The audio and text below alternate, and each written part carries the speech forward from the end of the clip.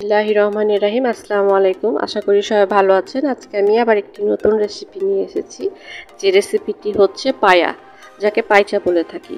তো আমি প্রথমে পাগুলো ভালোভাবে ধুয়ে নিয়েছি পরিষ্কার করে। এখন একটি পাত্রে সব পাগুলো দিয়ে দিব। পায়াগুলো আপনাদের নিজেদের মতো করে আপনারা কাটতে পারেন, এর চেয়ে ছোটো সাইজও করতে পারেন, আবার বড় সাইজও করতে পারে। আমি এইভাবেই রেখেছি। এখন সবগুলো দিয়ে দিলাম। অনেকে আবার পানিটা একদম ঝরাই নাই, আপনারা ইচ্ছা করলে ঝরাই নিতে পারেন। আমার হাতে বেশি সময় ছিল না, তাই আমি এইভাবে দিয়ে দিয়েছি।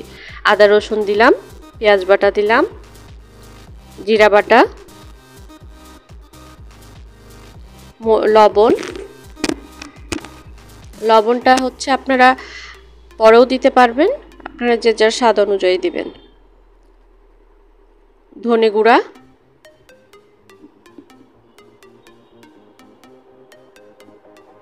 কাঁচামরিচ, এখানে আমি লাল মরিচ ব্যবহার করিনি, এখানে আমি কাঁচামরিচ দিয়েছি, আর কাঠ মশলা আর তেজপাতা। এর মধ্যে লং, গোলমরিচও দিতে পারেন, আসলে আমার কাছে ছিল না। এখানে কাঁচা পেঁয়াজ, সবগুলোকে ভালোভাবে মেখে নিব। হাত দিয়েও মাখতে পারেন, হাত দিয়ে মাখলেই বরঞ্চ ভালো হয়। আর আসলে আমি এটা তাড়াতাড়ি করে চড়িয়েছি, তো এই কারণে আমার মশলাগুলো একটু শক্ত হয়ে আছে, যেহেতু ফ্রিজে ছিল বাটা মশলাগুলো। আপনারা এটা সময় নিয়ে করবেন। মশলাটা আগে থেকে বের করে রাখলে আসলে এরকম শক্ত থাকতো না। তো এটা সমস্যা নাই, ফুটলেই সব একসাথে মিশে যাবে। এখন এখানে আমি 1 লিটার গরম পানি, একদম গরম পানি দিলাম। এখন এখানে আমি চুলাটা জ্বালাই দিব।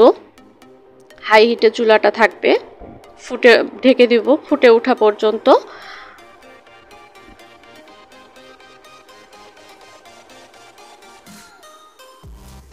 ফুটে উঠলে এখন আমি যে ফুটে উঠেছে, এখন আমি একবার চেক করে নিলাম।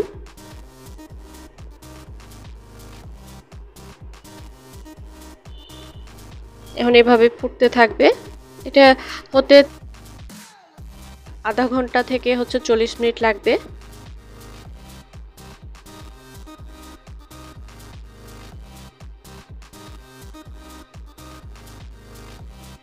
এটাকে বারবার নেড়ে দিলে হবে কি, জিনিসটা ভালোভাবে মিশবে।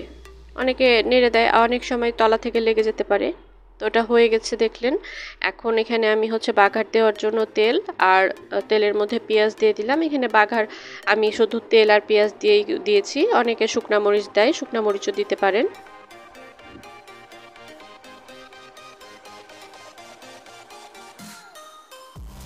এই রেসিপিটি কোনো কিছুই না, একদম সিম্পল। আপনারা বাসায় করবেন এবং আমাকে অবশ্যই জানাবেন যে রেসিপিটি আপনারা খেয়ে কেমন লাগলো, আমাকে অবশ্যই জানাবেন। এবং আপনারা যোগাযোগ করলে, আপনারা আমাকে মেসেজ দিলে আমার ভালো লাগে, এবং আমি কিভাবে আরও ভিডিও করব বা কিভাবে কথা বলবো, এগুলো আমি আরও ইমপ্রুভ করতে পারি।